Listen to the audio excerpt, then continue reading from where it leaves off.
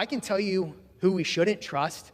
We shouldn't trust the so-called experts that the Democrats are infatuated with. Let's talk about some of the statements we've heard, some of the predictions from these so-called experts.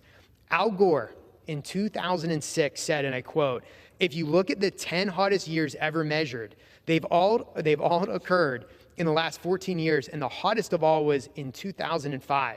Within the decade, there will be no more snows of Kilimanjaro," end quote.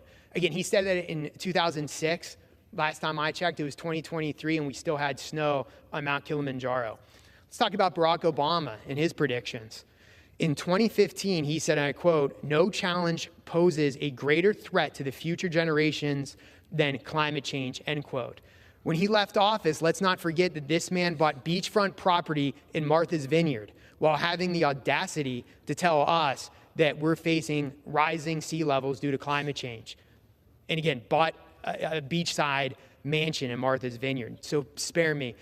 But let's talk about another so-called expert that the left loves to talk about, Greta Thunberg. In 2018, she quoted, and I quote, "A top climate scientist is warning that climate change will wipe out all of humanity unless we stop using fossil fuels over the next 5 years," end quote. Conveniently, Greta Thunberg deleted that tweet this month. And why? It's because that was said in 2018. It's now 2023, 5 years later, and humanity is still around.